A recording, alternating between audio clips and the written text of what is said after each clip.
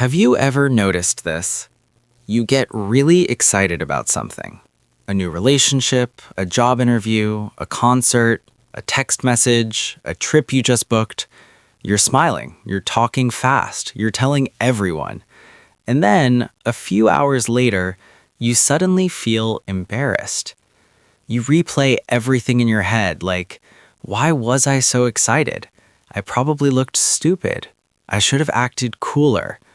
What just happened? Why does excitement sometimes turn into embarrassment? Let's break it down. First, understand this. Excitement is a high-energy emotion. When you're excited, your body releases adrenaline and dopamine. Your heart beats faster. You become more expressive, louder, more animated. You drop your guard. Excitement makes you open. But when the moment passes and your nervous system calms down, your logical brain comes back online. And that's when the self-criticism starts. Your brain replays the moment and asks, did I look desperate? Did I overshare? Did I come on too strong? That shift from emotional expression to social evaluation is where embarrassment is born. Psychologically, this has a lot to do with social self-awareness.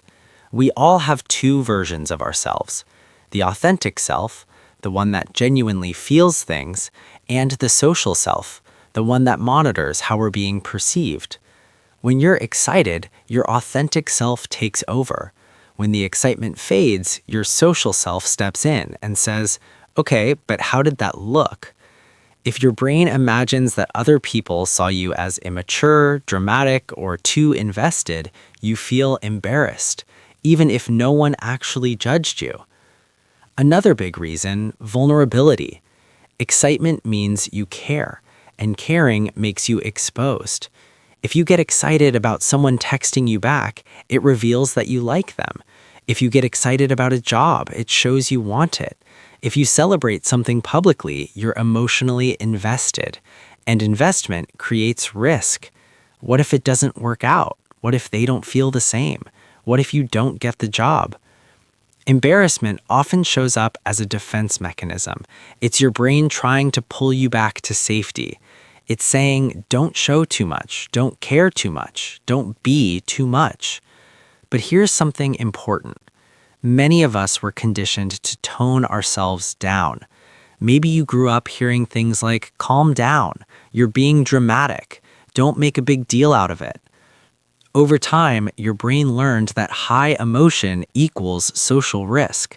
So now, whenever you express strong excitement, your internal alarm goes off afterward.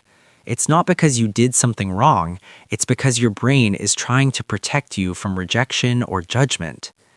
There's also something called the spotlight effect. We tend to believe that everyone is paying close attention to us, that they're analyzing our reactions. But the truth is, most people are thinking about themselves. They're replaying their own conversations, worrying about their own behavior, judging themselves way more than they're judging you. That cringe moment you've been obsessing over, chances are no one else even remembers it. So what can you do? First, separate excitement from shame. Being excited isn't immature, it's human. Second, ask yourself, who am I afraid of looking foolish in front of? Usually, it's not everyone. It's a specific person or type of person whose opinion feels powerful. Third, normalize vulnerability. If you never allow yourself to get excited, you also limit your ability to fully experience joy. The opposite of embarrassment isn't being cool, it's being secure. And security means letting yourself feel fully without apologizing for it later. Next time you feel that wave of embarrassment after being excited, pause and reframe it. Instead of saying, I was so embarrassing, try saying, I cared about something. That's not a flaw. Because the real problem isn't that you were excited, it's that you've been taught to fear being seen. But being seen, fully, authentically, emotionally, is how real connection happens. So don't shrink your joy just to appear composed. Don't dim your excitement just to look detached. Feeling deeply is not something to be embarrassed about. It's something most people secretly wish they could do more freely. And if you ever feel that post-excitement cringe creeping in, remember, at least you felt something real.